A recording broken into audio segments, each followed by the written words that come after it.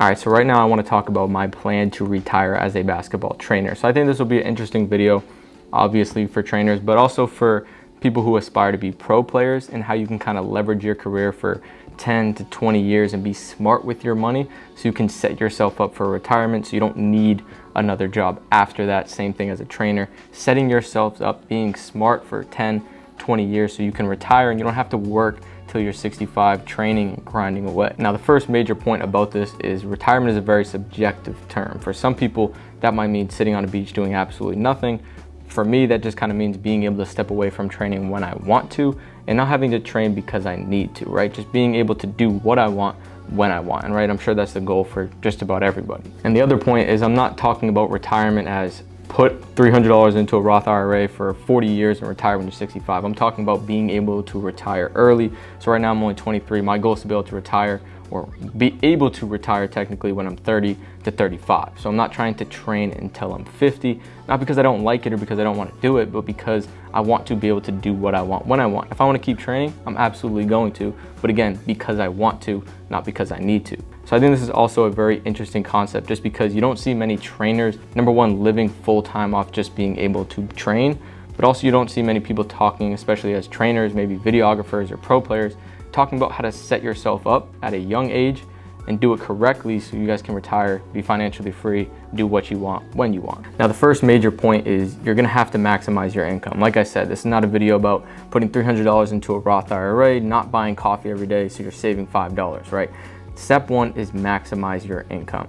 It's gonna be really hard to retire making 20, 30, 40, 50 grand a year, right? It's just gonna take a lot of time. But if you wanna retire a little more quickly, you're gonna have to find a way to maximize your income. The number one way to do that as a trainer or a player or a videographer or anything that you guys do is to get really good at what you do. If you get really good, the more in demand you are, the more you can serve people, the better your product is, right? You're able to increase those prices. You're able to just make more money. So for me, that's just becoming as knowledgeable as I can as a trainer, and then also expanding because of that knowledge that I built up to helping more players, both locally, internationally, through online, as well as helping other coaches build their business and just be of service to as many people as I can. So that's major step number one. You're gonna have to increase your income, but how you increase your income is very important. Now, I've seen trainers who just try to sell just about anything and everything and just kind of be a sellout. And that's one way to do it if you choose. But again, that's not really the long-term way to do it. It's not a good way to do business. So again, for me, it's just all about being as good as I possibly can and serving people in the best way possible so I can do this for multiple years to come and definitely not be kind of like that sellout, taking anything, selling anything and everything. So step two is when you increase that income, putting extra money into investments. So yes, you can put money into a Roth IRA, max that out, but again, you can only put so much money. So putting other money into maybe crypto, other investments, into real estate, which is the next big thing that I really want to get into. But again, if you start to increase your income, not kind of increasing your lifestyle with it and trying to impress other people. This is something I talk about all the time, and I will continue to talk about, is to, with that extra income that you made, act like you're living at the same level. Now, you don't have to be miserable, like I said, not buy coffee, not do those things. But again, if you're making extra $100,000, $200,000 a year, if you can save that extra money for 5, 10 years, that's how you're going to set yourself up. If you're trying to impress people, again, this is not going to be the way to retirement. It's not going to be the way to financial freedom. So that's the first step. If you can get over impressing people and taking that extra money as you increase your income year to year and put it into more and more investments, it's just going to continue that cycle. As you put money into real estate and you start getting monthly cash flow, it's increasing your income, which is allowing you to put more money into investments. So it can really speed up very quickly if you guys are smart with your money and you're not out here trying to impress other people with shoes, cars, houses, and things like that. So as early as you can, start trying to put money into investments. The longer those investments are in there, the longer it has to compound, and time can be of your advantage. So the earlier you guys can get to that, the better. So point number three, which is a really big one that I've mainly been focused on now, is becoming more than just a trainer.